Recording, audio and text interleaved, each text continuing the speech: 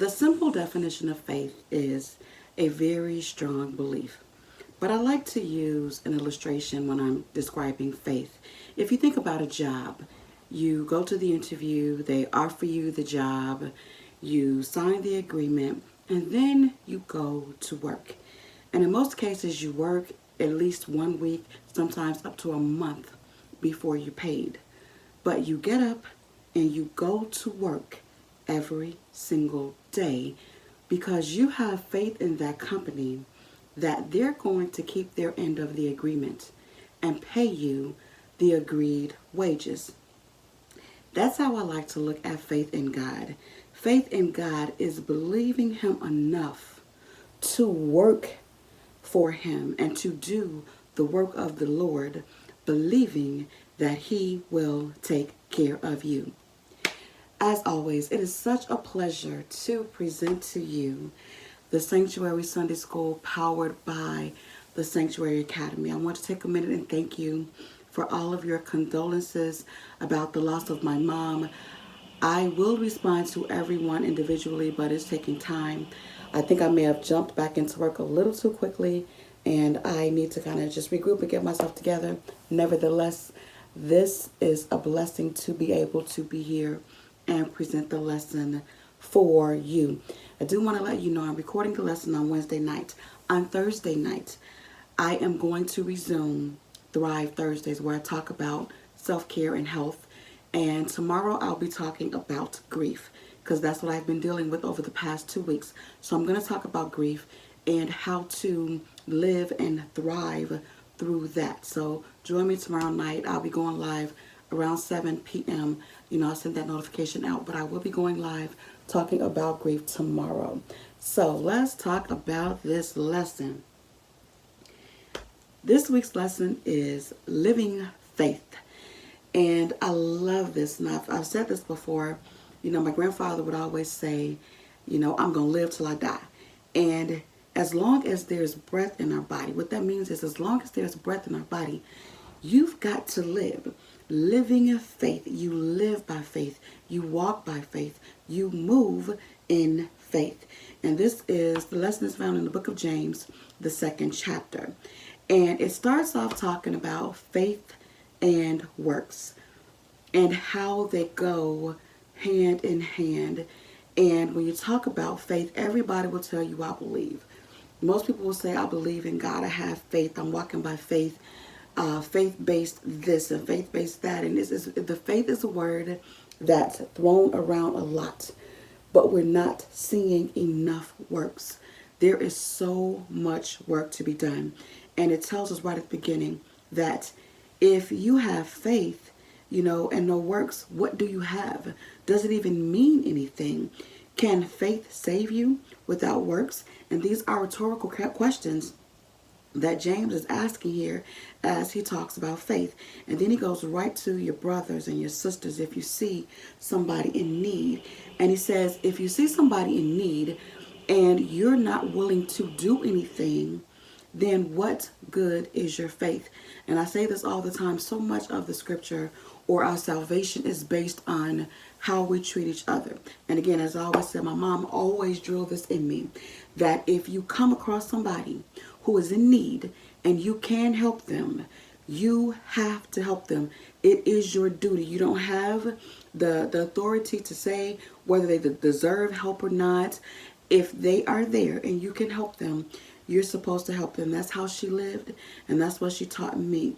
And that's what it talks about when you have faith. Your faith is evident in the things that you do and is evident in the way that you treat people. And here we go with this very famous verse. Faith without works is dead. You've got to believe God enough to do something. If you have faith, real faith, you will act on your faith. And as a man thinketh, as a man believeth, that's who he is, and that's what he's going to do, and that's who he's going to be. And so we talk about faith. And then I love this little synopsis or scenario it gives here. It says, if you say I have faith, and I say I have works, and you say, show me your faith without works, I'm going to show you my faith by my works. And that's how you show faith, because if you try to show me your faith without works, you're not going to be able to show me anything, which makes your faith null, void, dead. But when I show you my faith by my works, that validates my faith. And it's kind of like the world has a saying about putting your money where your mouth is. Anybody can say, I believe, but can you act like you believe? Can you do the things that a believer would do? And it talks about faith and believing in God. And again, like I said before, a lot of times people believe in God, but the word here says that even the devil believe in God. If I just say I believe and I don't do anything, then the devil can do that. That makes us no better than the devil. But when we do those works, see, the enemy is going to do the work of the enemy. But if we are walking by faith and living in faith, like our lesson says, if we have that living faith, then we will have the works to back it up. And that's what separates us from the enemy. And you always see throughout the New Testament or throughout the Bible, you'll see references to Abraham, because Abraham is the father of the Hebrews, and he was idolized and looked up to. And Abraham is nicknamed as the father of the faithful because of the way that he stepped out and followed God. And it references Abraham and Isaac. Isaac was the son that God had promised to make Abraham many nations through. And God told him to go up and make the sacrifice. And he took his son. And, I love this story because when they went up there, Isaac looked at him. He said, okay, I see the wood. I see the altar. I know that we're coming up here to sacrifice something. Where is the sacrifice? Not knowing that God had told Abraham to sacrifice his son. And Abraham's response to Isaac was, the Lord will provide. And because of Abraham's faith, there was a ram in the bush that God provided for the sacrifice, and he spared his son. And as I was teaching this, I love this. I studied, but so many times when I'm teaching, something pops into my mind. Sometimes we hold on to things so tight, and we allow those things to stand between us and God. We allow those things to prevent us from working for God. But when you are willing to sacrifice the thing that you love more than anything, if you were to go back into where it talks about the story of Isaac and Abraham, it says, your son whom you love. So God didn't ask him to give us something he didn't care about, something that didn't matter, something that was trivial. He asked him about his son that you love.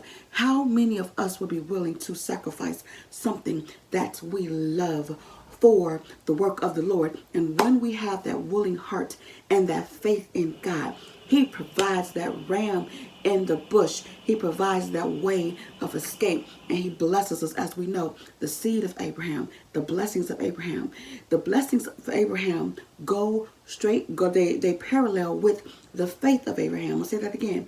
The blessings of Abraham parallel with the faith of Abraham. So if you want to claim the blessings of Abraham, then you have to furnish the same level of faith that Abraham furnished. So they referenced him, and it talks about the faith was made perfect by his works and what he did, and it was justified by his works, not by faith alone. Your faith is justified by your works, not by faith alone. And then we have another witness that we brought up in the lesson today, which is Rahab. Now, Rahab was not a part of the children of Israel. As a matter of fact, she was a harlot, and she had a house on the wall at Jericho.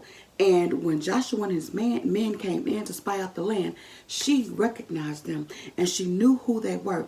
And she said that she would hide them. And she said, all I want you to do is remember me, because listen, Rahab had the faith. She didn't say, if you come back and defeat Jericho. She said, oh, I know about you. I heard about you. And I know it's only a matter of time before you come through and take this city. So I'm going to spare your life, hoping that you will spare my life. See, that's what faith is. She knew that Joshua was going to come back and win that battle.